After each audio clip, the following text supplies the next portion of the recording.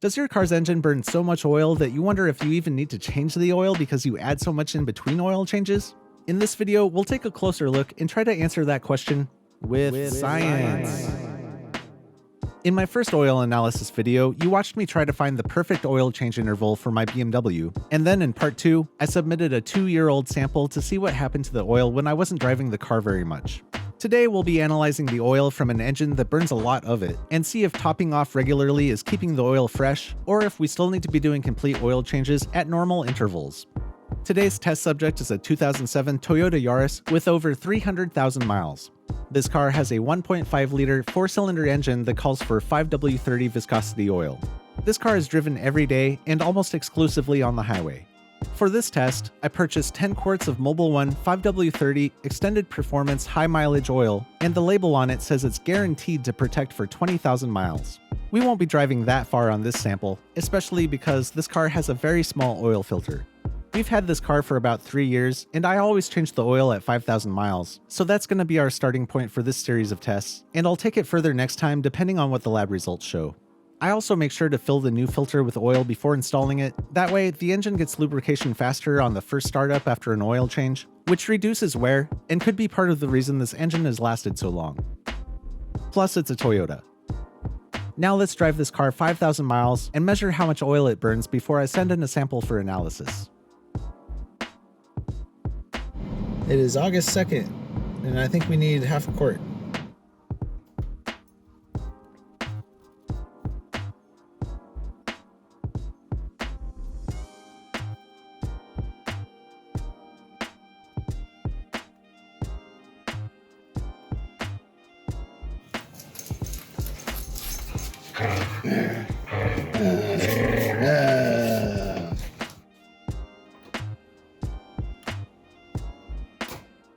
It is August 16th, and this is our second top up, and I think it will be a half a quart. We'll go check. It's at about the 40% mark. We're going to do 18 ounces today.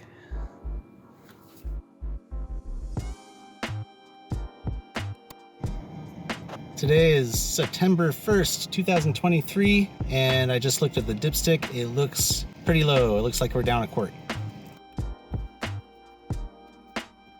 Let me get a light. It's at the tip. It's right at the tip. That was the last 6 fluid ounces of this bottle, so we're gonna open the second one. All right, we're adding 32 ounces. That's 1 entire quart.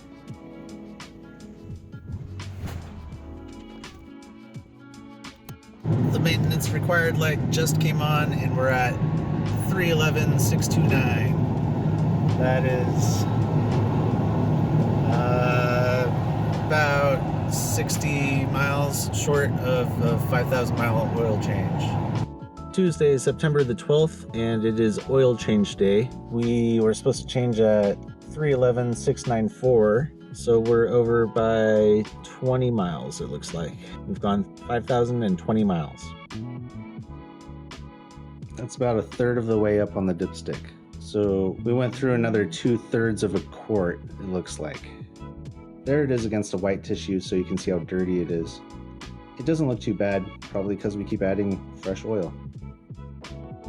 When I changed the oil this time and tried to take a sample, there wasn't all that much oil left in the motor, and I almost missed my chance. I was a little concerned that taking a sample this late in the drain might affect the results, but I checked with the lab and they say it doesn't make a difference.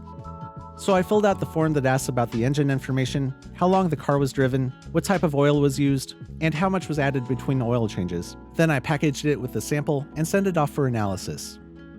The total runtime for this oil was 8 weeks, 1 day, and 5,020 miles. That's an average of 616.7 miles per week, or 88.1 miles per day. In that time, the engine lost about 86 fluid ounces of oil, or approximately 2.69 quarts, which equates to about 69% of this engine's total oil capacity. That's about 1 quart for every 1,866 miles of highway driving, which really isn't too bad for a car with this many miles, but the cost of oil definitely adds up over time. 4.5 weeks later, I finally received the results, so let's check them out, starting with the comments from the lab. David, to slow the rate of oil consumption, you might have to replace the valve seals. Those tend to start allowing oil into the combustion chambers as an engine ages. That doesn't usually cause problems as long as you top off as needed though, and this report doesn't give us any reason to suspect a problem. Aluminum and iron are the only wear metals that showed up, and they compare nicely to universal averages, which are based on about 6,400 miles of oil use. No contamination was found, and the TBN was strong. You could run the 10W30 you put in 7,000 miles or so. That sounds pretty good to me. I looked into replacing the valve seals, and it seems like something I could do, but it's not something I'm going to do unless the problem gets worse. Now let's take a look at exactly what they found in the oil. I've organized the data from Blackstone into my own spreadsheet, so it's easier to understand.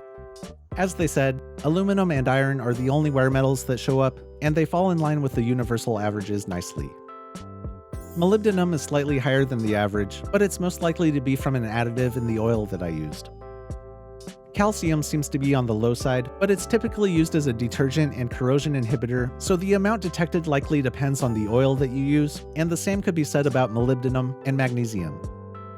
All the other elements seem to line up well with the universal averages, so let's move on to the oil properties. Both measurements of viscosity fall within range, albeit slightly on the low side, and the same could be said about the flash point.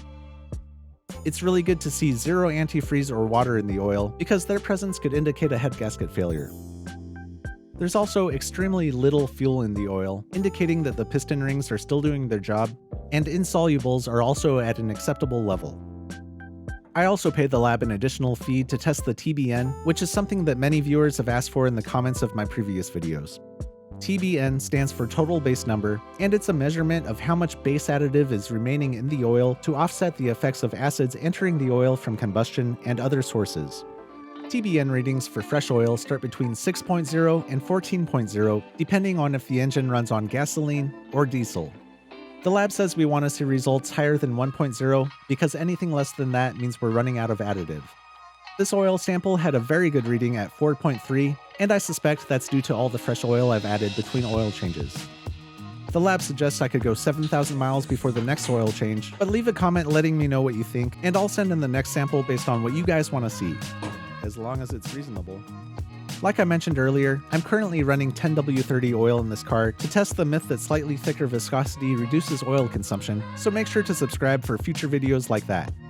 If you haven't seen my other oil analysis videos yet, don't forget to check those out before you leave. And until next time, just keep throwing money at it.